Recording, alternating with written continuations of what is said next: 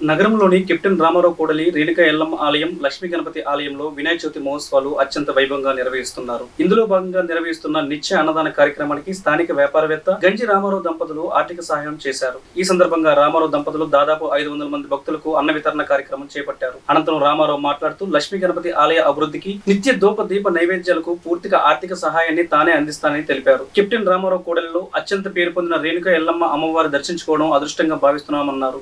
Captain Ramarao జంక్షన్లోని Manikanta LADS దగ్గర already modification చేస్తున్నాం. ఇదంతా ఈ జిఆర్ రెసిడెన్సీ అనే పేరుతోని నూతనంగా లాంచ్ చేస్తున్నాం. ఇక్కడ మా లాడ్జ్ ముందులో ఉన్న ఈ వినాయకుడి గుడి దగ్గరలోని ఈ పేదవాళ్ళకి అన్నదానం ఇవన్నీ చేయడం జరుగుతుంది. ఈ దేవుడి అనుగ్రహంతో ప్రతి సంవత్సరం కూడా ఇవన్నీ జరుపుకోవాలని మేము ఆశీస్సులు ఎప్పుడు ఉండాలని కోరుకుంటున్నాం. ఈ కమిటీ పెద్దలు అన్సారి గారు వీళ్ళందరూ వచ్చి మాకు ఈ సహకారం అందించినందుకు మాకు చాలా సంతోషంగా ఉంది. ఆలయ కమిటీ ముఖ్య సలహాదారుడు బొడ్డేటి ప్రసాద్, కార్యదర్శి బొట్టు పోలారావు మాట్లాడుతూ లక్ష్మీ గణపతి ఆలయం అభివృద్ధి చేసేందుకు గంజి రామారావు ముందుకు రావడం హర్షణీయమన్నారు.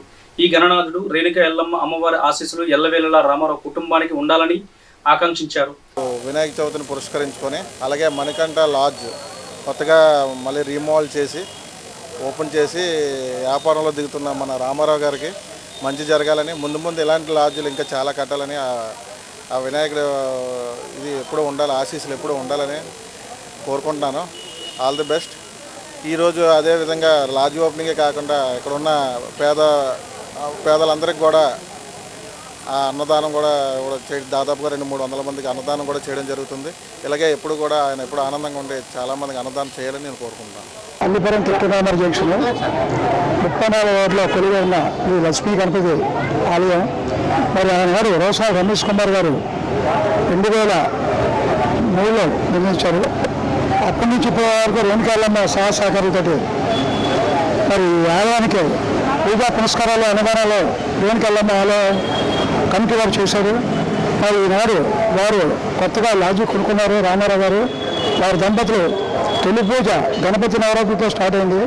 మరి అలాగే అన్నదానం 500 మందికి వారు సతీమణితో ఫ్యామిలీ సైతం అందరూ కలిపి 500 మందికి భక్తులకి అన్నదానం సహకరిస్తున్నారు.